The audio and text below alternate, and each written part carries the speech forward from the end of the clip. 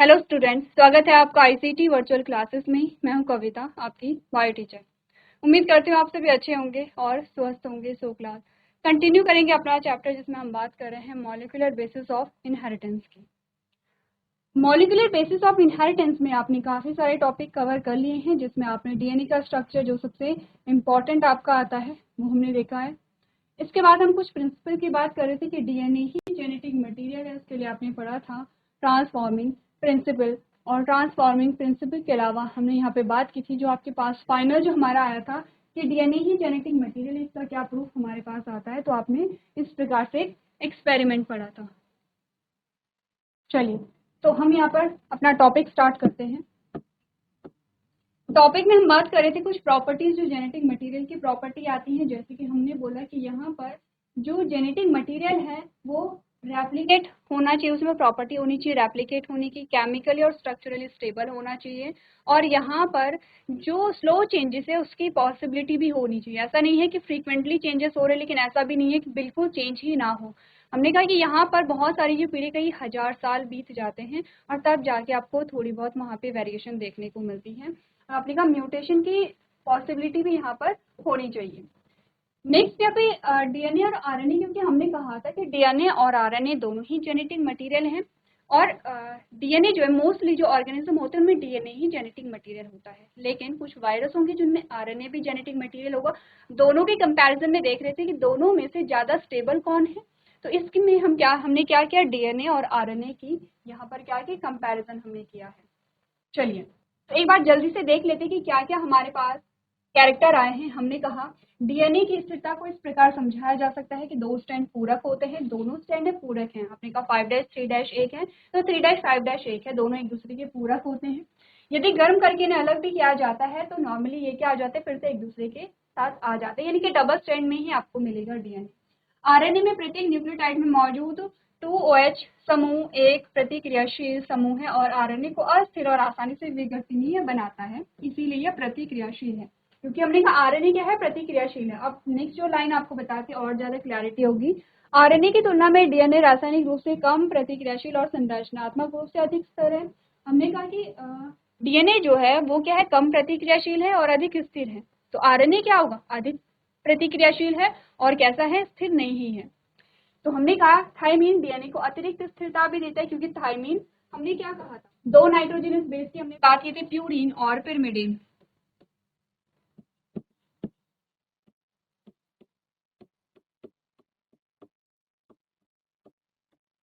Purine और pyrimidine.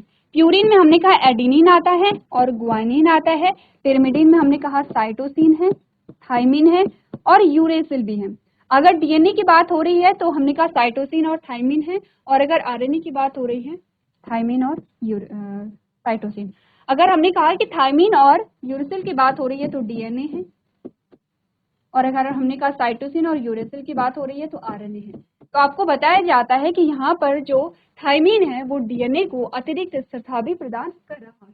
ठीक है, इसीलिए दो न्यूक्लिक एसिड के बीच डीएनए एक प्रमुख आनुवांशिक पदार्थ है। दो न्यूक्लिक एसिड कौन से हैं, आरएनए और डीएनए। ठीक है, डीएनए और आरएनए दोनों न्यूक्लिक एसिड में से ज्यादा स्थिर कौन है, डीएनए यहाँ पर है। आगे बढ़े, यहाँ पर आगे जो हमारे पास पॉइंट्स आते हैं उनमें हमने बात की थी, यहाँ पर डीएनए आरएनए दोनों उत्परिवर्तित करने में सक्षम है। आरएनए जीनोम वाले और कम जीवन काल वाले वायरस तेजी से उत्परिवर्तित और विकसित होते हैं। डीएनए प्रोटीन संश्लेषण के लिए आरएनए पर निर्भर है। क्लियर है। अब यहाँ पर हम बात कर रहे थे रेप्लिकेशन स्कीम के बारे में। Replication scheme for replication of DNA termed as a semi-conservative DNA replication was proposed by Watson and Crick। ठीक है, डीएनए की प्रतिकृति के लिए प्रतिकृति योजना, जिसे अर्ध संरक्षित डीएनए प्रतिकृति कहा जाता है, वॉटसन एंड क्रिक ने 1953 में प्रस्तावित किया था। इसमें होता क्या है, two strand would separate and act as a template for synthesis of a new complementary strand। आपने कहा कि इसमें दो स्ट्रैंड अलग हो जाएंगे और नए पूरक स्ट्रैंड के संश्लेषण के लिए एक नया टेम्पलेट के रूप में हम नए टैबलेट के रूप में ये कार्य करेंगे। जैसे कि ये दो स्ट्रैंड हैं डीएनए के, अब ये जो दो स्ट्रैंड हैं ये इस प्रकार से अलग हो जाते हैं, दोनों क्या आ जाएंगे, सेपरेट हो जाएंगे। अब ये एज ए टेम्पलेट काम करेंगे, क्योंकि यहाँ से हम देखते हैं कि जो नया जो डीएनए के स्ट्रैंड हैं वो यहाँ से बनने लगते हैं।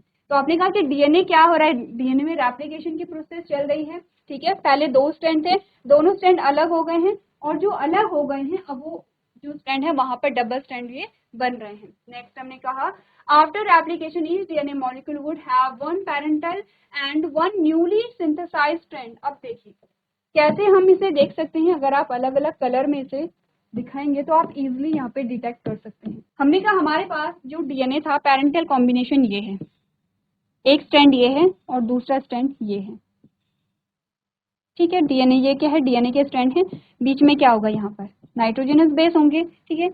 अब यहाँ पर क्या होता है, ये जो स्ट्रैंड हैं ये सेपरेट हो जाते हैं, इस प्रकार से सेपरेट हो गए हैं, और यहाँ पर आपने कहा जो नाइट्रोजनस बेस हैं ये इस प्रकार से होंगे। यहाँ पर ये जो स्ट्रैंड अलग हो जाते हैं, यहाँ पर अब नए कॉम्बिनेशन बनेंगे, नया स्ट्रैंड यहाँ पर बनेगा इस प्रकार से, नया स्ट्रैंड यहाँ पे बना।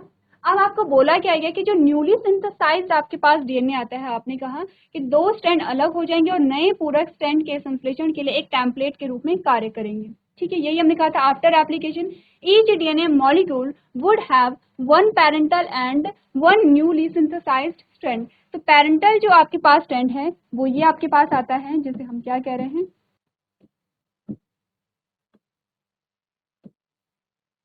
पैरेंटल। यहाँ पे आपके पास कॉम्बिनेशन है, और ये आपके पास क्या है,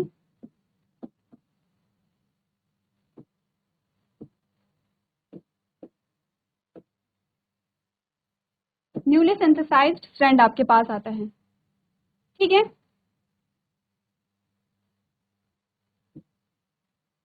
न्यूली सिंथेसाइज्ड स्ट्रैंड आपके पास आता है।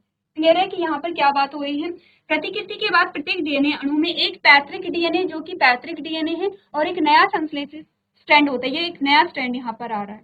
तो आपने कहा ये क्या होंगे, दोनों अलग अलग स्ट्रैंड हो गए हैं, एक डीएनए आपके पास ये आया है और एक आपके पास ये आ गया है। क्लियर है इतना, आगे बढ़े। चलिए आगे आपको बता रखा है Matthews, Mason and Franklin performed the following experiment to prove this in 1958। अब यहाँ पर क्या हुआ कि प्रतिकृति के बाद प्रत्येक डीएनए अणु में एक पैतृक और एक नया संश्लेषित स्ट्रैंड होता है, ये हमने बात कर ली थी। प्रायोगिक प्रमाण की अगर बात करें कि डीएनए अर्ध संरक्षी रूप में प्रतिकृति करता है, पहले ई कोलाई और बाद में उच्च जीवों जैसे कि पौधे और मानव कोशिकाओं से आता है।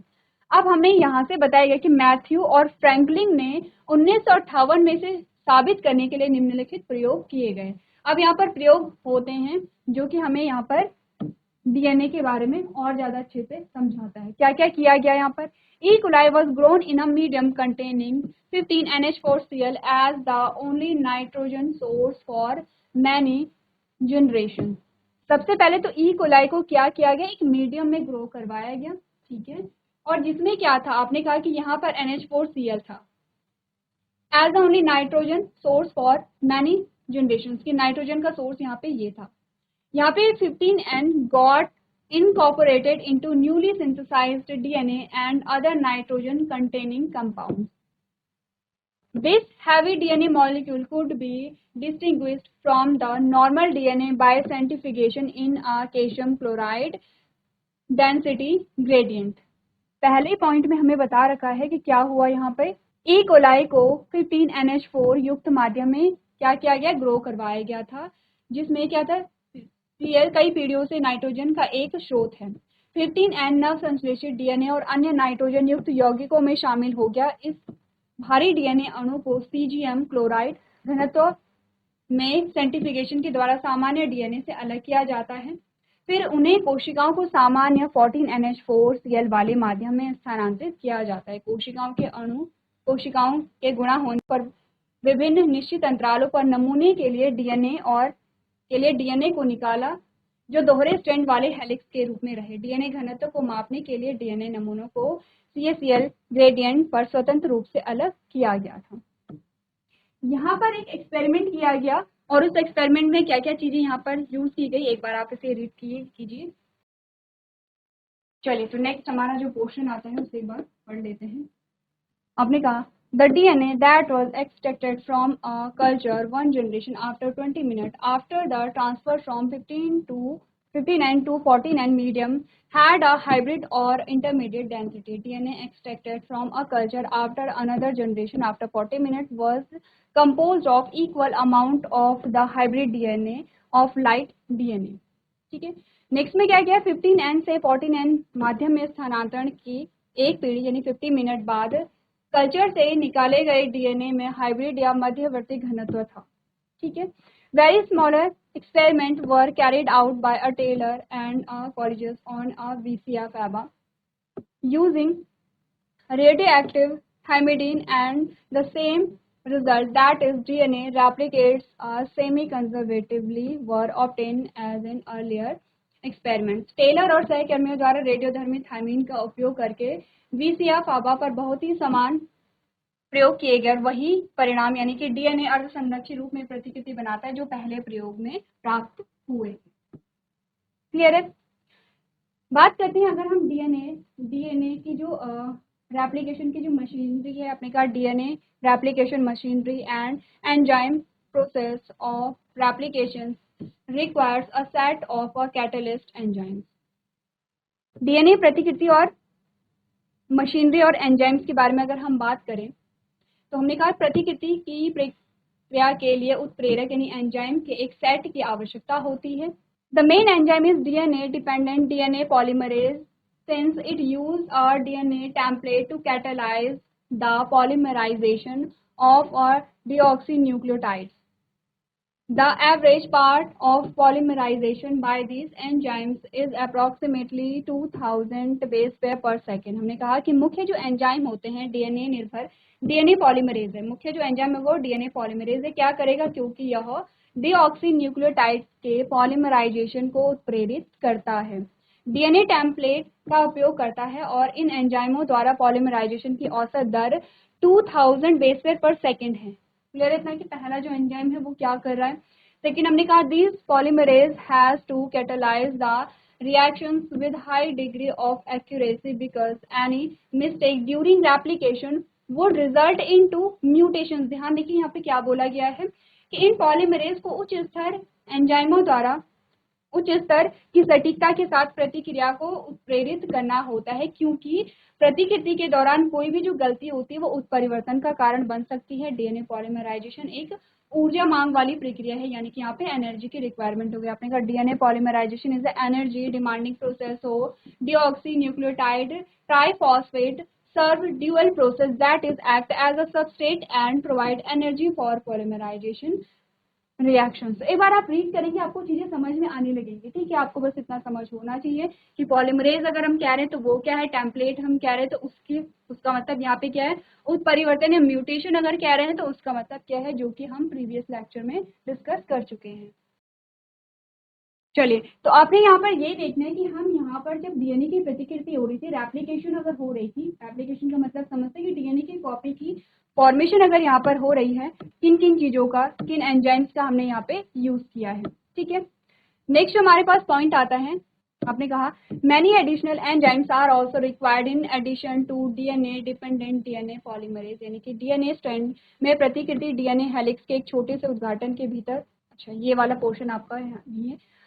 नेक्स्ट हमने कहा replication in DNA strand occurs with a small opening of a DNA helix known as replication fork. DNA strand में प्रतिकृति डीएनए हेलिक्स के एक छोटे से उद्घाटन के भीतर होती है, जिसे प्रतिकृति कांटे के रूप में हम जानते हैं।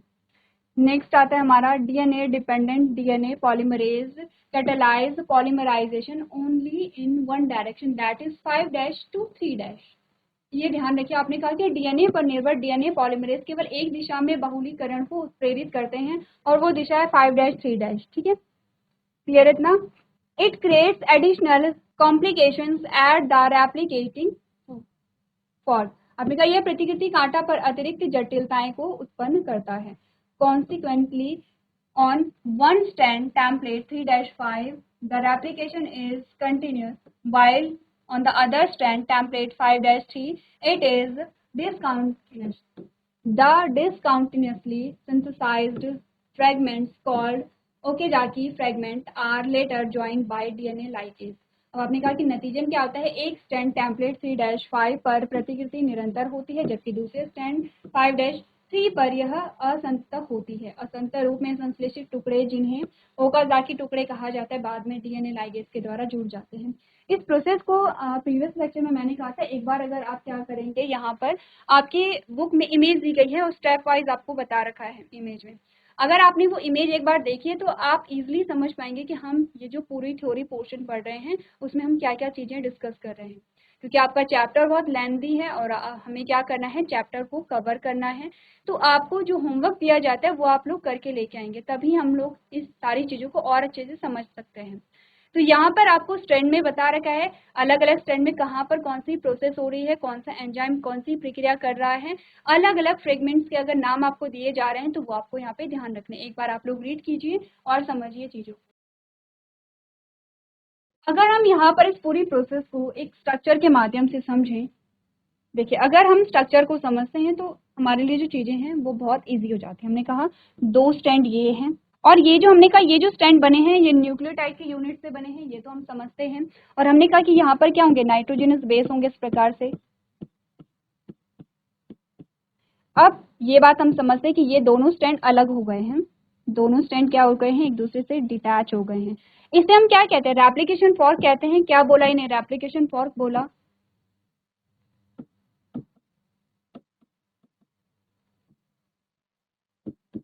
रेप्लिकेशन फॉर्क में हमने कहा अब क्या आएगा, यहाँ पे आपके नाइट्रोजनस बेस पड़े होंगे इस प्रकार से, नाइट्रोजनस बेस होंगे। यहाँ पर आता है डीएनए पॉलीमरेज, इसे हम कहते हैं